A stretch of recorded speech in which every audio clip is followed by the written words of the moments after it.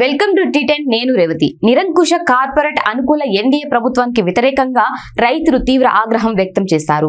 దేశవ్యాప్తంగా జాతీయ పాలన ఫ్రేమ్ వర్క్ కాపీలను దహనం చేశారు. అలాగే రాష్ట్రపతి ద్రౌపది ముర్ముకు సంయుక్త కిసాన్ మోర్చా లేఖ రాసింది. వ్యవసాయ ప్రాథమిక మార్కెట్ కమిటీలను నిర్వీర్యం చేస్తూ మోడీ సర్కార్ దొడ్డిదారిన తీసుకొచ్చిన జాతీయ వ్యవసాయ మార్కెటింగ్ విధానాన్ని రద్దు చేయాలని డిమాండ్ చేసింది. ఎస్కేఎం పిలుపులో భాగంగా దేశంలో అన్ని రాష్ట్రాల్లో ఆందోళనలు, నిరసనలు జరిగాయి. ఫ్రేమ్ వర్క్ కాపీలను రైతులు దహనం చేశారు. పంజాబ్, హర్యానా, ఉత్తరప్రదేశ్, ఉత్తరాఖండ్, ఆంధ్రప్రదేశ్, తెలంగాణ, పశ్చిమ బెంగాల్, జార్ఖండ్, హిమాచల్ ప్రదేశ్, రాజస్థాన్, తమిళనాడు, ఒరిస్సా, కర్ణాటక, పుదుచ్చేరి, కేరళ, త్రిపుర, మధ్యప్రదేశ్ తదితర రాష్ట్రాల్లో ఆందోళన జరిగింది.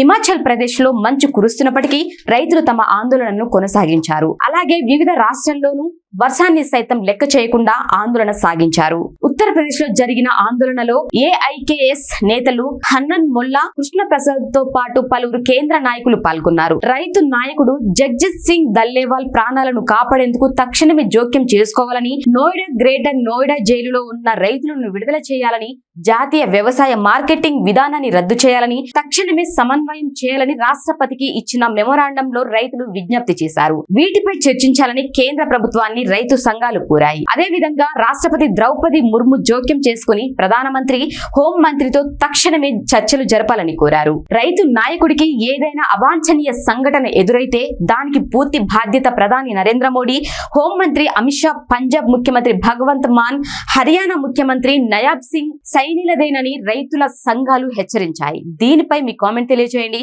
ఇది వాళ్ళ న్యూస్ చూస్తూనే ఉండండి టీ10.